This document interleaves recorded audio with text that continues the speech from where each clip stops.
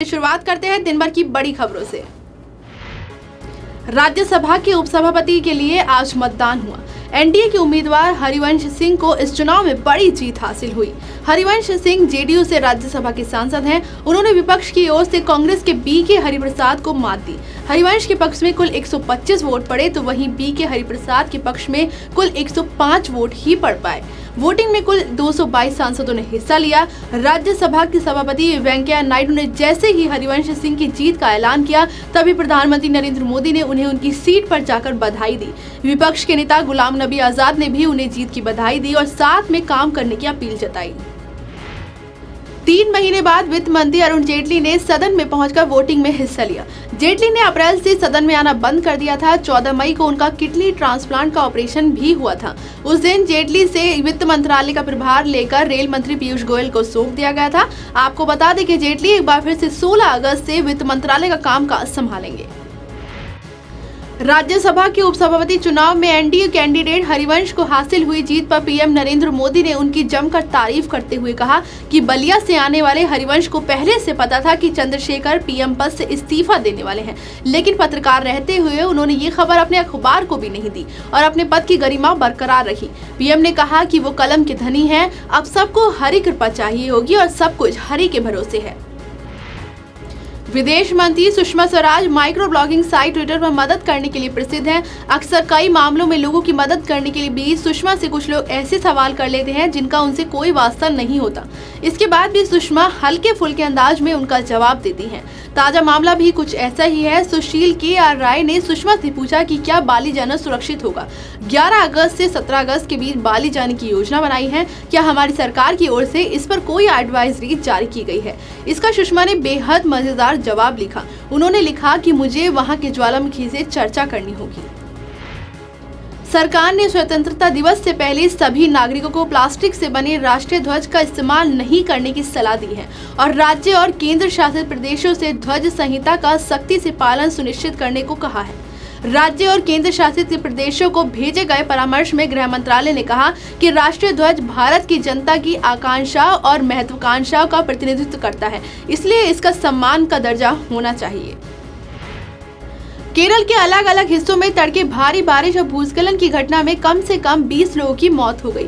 आपदा नियंत्रण कक्ष के सूत्रों के मुताबिक इडुक्की में भूस्खलन से 10 लोगों की, मल्लापुरम में 5, कन्नूर में 2 और वायनाड जिले में 1 व्यक्ति की मौत हो गई। वायनाड, पलक्कड़ और कनीमोड जिलों में 1-1 व्यक्ति लापता है।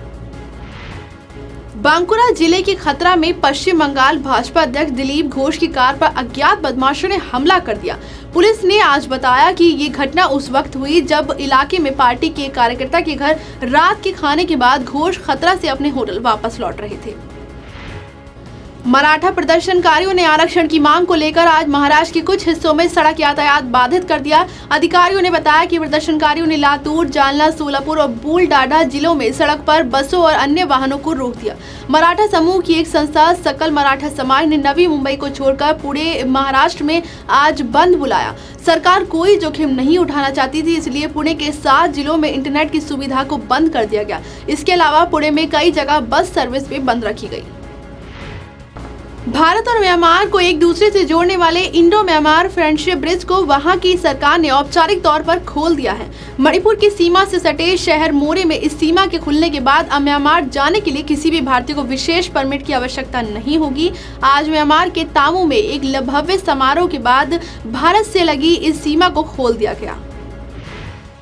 जेबी बिल्डर्स के फ्लैट खरीदारों को सुप्रीम कोर्ट से झटका लगा है। सुप्रीम कोर्ट ने मामले को वापस एनसीएलटी को भेज दिया है। साथ ही फ्लैट खरीदारों को पैसा भी वापस नहीं मिलेगा। जेबी इंफ्राटेक लिमिटेड और जयप्रकाश एसोसिएट्स लिमिटेड की ओर से जमा कराया गया 750 करोड़ रुपया भी वापस एनसीएलटी को भेज दिया गया है। क्रेडिटर्स की नई समिति भी गठित की जाएगी। इस मामले की अगली सुनवाई अब एनसीएलटी में होगी। 11वां विश्व हिंदी सम्मेलन 18 से 20 अगस्त तक मॉरिशस में होगा। विदेश मंत्रालय मॉरिशस सरकार के सहयोग से इसका आयोजन हो रहा है। इसमें हिंदी के करीब 350 विद्वान शिरकत करेंगे। इससे पहले 19वां सम्मेलन 2015 में भोपाल में हुआ था। एक भारतीय परिवार ने आरोप लगाया है कि यूरोप की एक नामचीन एयरलाइन ने उन्हें सिर्फ इसलिए विमान से उतार दिया क्योंकि उनका 3 साल का बच्चा जोर जोर से रो रहा था। प्लेन जब उड़ने वाला था तब बच्चे की मां ने उसे चुप भी करा लिया था, लेकिन केबिन क्रू के अभद्र बर्ताव से बच्चा और डर गया और जोर जोर से रोने लगा। इसके बाद विमान टर्मिनल पर वापस लाया गया और भारतीय परिवार व कुछ अन्य यात्रियों को वहां पर उतार दिया गया। Amazon ने आज से अपनी फ्रीडम सेल ऑफर की शुरुआत की है। आज से शुरू हुए इस ऑफर में जहां कुछ मोबाइल और टीवी आधी दामों पर मिल रहे हैं, इसके साथ ही कई उत्पादों पर 80% तक का डिस्काउंट दिया जा रहा है। 9 से 12 अगस्त तक चलने वाले इस सेल में आपको कई स्पेशल ऑफर दिए जा रहे हैं। इसमें मोबाइल फोन पर आपको 40% तक की छूट मिल रही है, वहीं टीवी समेत अन्य इलेक्ट्रॉनिक सामानों पर 50% तक की छूट दी जा रही है। अनुराग कश्यप की मच अवेटेड फिल्म मनमर्जिया का ट्रेलर रिलीज हो गया है।